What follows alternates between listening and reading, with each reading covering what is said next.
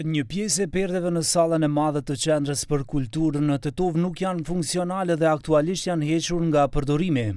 Sipas autoriteteve të institucionit, përdorimi i tyre mund të paraqesë rrezik për aktorët dhe pjesëmarrësit në skenë, për shkak të gjendjes së amortizuar të sistemit. Drejtoresha e qendrës për kulturë Njomza Ismaili thotë se problemi lidhet me vjetërsinë e objektit dhe mungesën e kompanive të licencuara në Maqedoninë e Veriut që mund të ndërhyjnë në riparimin e tyre.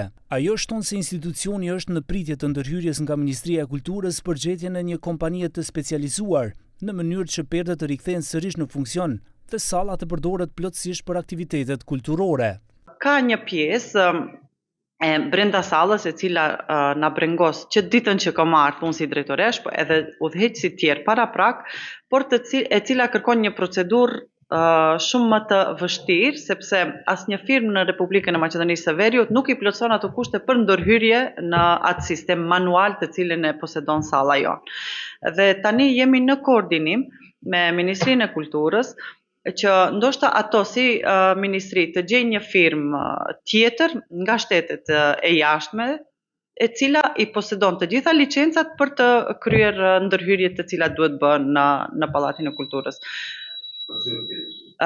Flitet për ato pjesët ku varen perdet e cila paraqet edhe rrezikshmëri, ndërsa ne për të kaluar rrezikshmëritë i kemi nxjerr jashtë funksionit pjesët që janë të dyshimta se mund të krijojnë ndonjë aksident eventual.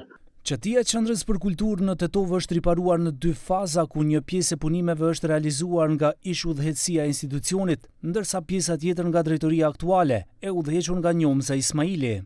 Megjithatë, sipas të dhënave nga institucioni, rreshjet e fundit të shiut kanë shkaktuar dëmtime në një pjesë të objektit, duke rikthyer problemet në disa sektorë të ndërtesës kulturore. Pjesërisht, një pjesë udhëheqësia e kaluar, është rregulluar, ajo kupola e Pallatit Kulturës, e cila në sallë ka pas rrjedhje të pikave të shiut, tani më nuk ekziston, është rregulluar më herët. Me ardhjen time kemi pasur edhe disa, diku të 3 intervenime në pjesët anësore të kulmit, ku kishim përsëri raste të rrjedhjes, dhe tani mendojmë se jemi deri diku pastër, por ato rrjedhjet e shiut na kanë shkaktuar dëme të tjera, të cilat përsëri tani kërkojnë intervenime, siç është pjesa e hollit lart ku është me tepih ajo pjesë, tani ajo është më nga shiu, është amortizuar dhe duhet të bëjmë një ndërhyrje.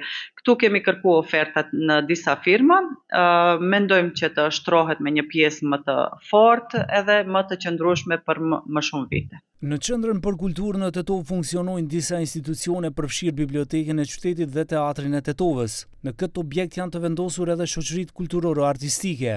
Ndërtesa e qendrës për kulturë ka nisur të ndërtohet në vitin 1973 dhe është vënë në përdorim në vitin 1975. Që nga ajo kohë deri më sot, vetëm një pjesë e vogël e objektit ka kaluar në procesin e rinovimit.